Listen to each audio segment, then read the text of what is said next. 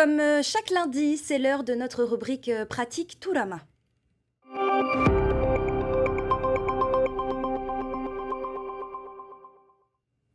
Le secteur primaire s'expose depuis une semaine au Motu Ovini. La foire agricole ferme ses portes dimanche. L'occasion de faire le point sur une des mesures mises en place par la Chambre d'agriculture et de la pêche lagonaire, celle de la carte professionnelle CAPL permettant d'être reconnue en tant que professionnel.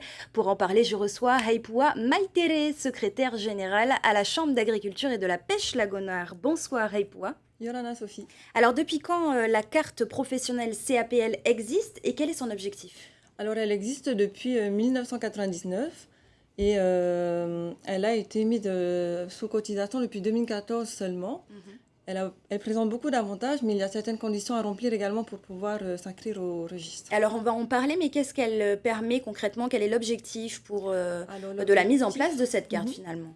Alors l'objectif, comme vous l'avez soulevé, bien sûr, c'est d'être reconnu comme professionnel. Elle permet de bénéficier de certains dispositifs d'aide qui sont octroyés par le pays et permet également de bénéficier de tarifs préférentiels auprès de certains de nos partenaires de la place. Et j'imagine qu'avec cette carte, vous pouvez également faire un état des lieux, dresser un bilan du nombre de professionnels. Ils sont combien aujourd'hui? Alors, au dernier recensement, nous en avons comptabilisé 700. 700 qui sont à jour de leur cotisation. Ça, c'est important de le préciser. Il y en a d'autres qui n'ont pas renouvelé encore leur situation et nous les invitons à le faire progresser. Quelles sont les démarches à suivre pour l'obtention de cette carte? Alors, il y a une enquête pour les nouveaux inscrits qui est à réaliser auprès des services techniques de l'agriculture ou bien de la pêche lagonaire. Et pour les personnes qui sont déjà inscrites et qui procèdent à un renouvellement, juste se présenter auprès de la Chambre de l'agriculture pour mettre à jour leur situation. Il faut un diplôme en particulier, avoir un diplôme dans ces secteurs, dans l'agriculture ou dans la pêche lagonaire, ou on peut être sans diplôme et... Voilà, pas forcément besoin d'être diplômé ou qualifié, mais répondre à certains critères qui sont précisés dans l'arrêté qui organise le registre de l'agriculture et de la pêche lagonaire, notamment une condition de points. Et cette condition de points-là, elle est détaillée par spéculation agricole ou de pêche lagonaire. Alors, il y a 4 types de cartes professionnelles. Lesquelles sont-elles et est-ce qu'il faut financer ces cartes? Alors, oui, effectivement, il existe 4 types de cartes. La plus récente qui a été mise en place est la carte provisoire.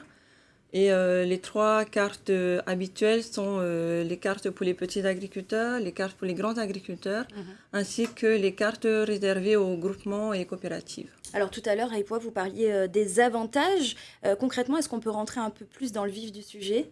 Oui, donc justement, pour préciser les dispositifs d'aide auxquels peuvent prétendre les personnes qui sont inscrites au registre de l'agriculture et de la pêche lagonaire, on peut bénéficier de la prise en charge du fret. Bien sûr, ça répond également à certaines conditions. On peut bénéficier des aides à l'agriculture ou à la pêche lagonaire qui sont octroyées par le pays, que ce soit pour l'acquisition de matériel ou bien le financement d'un projet en marketing. Donc il existe également différents types d'aides dispensées aux professionnels au travers de la carte. Alors il y a une période pour remplir ce formulaire, c'est toute l'année? Toute l'année, vous pouvez vous manifester. En revanche, la carte, c'est important également de le signifier. Elle est valable pour 2 années civiles. Donc à renouveler À renouveler au 31 décembre. Merci beaucoup, Haipua, pour toutes ces informations. Merci à vous.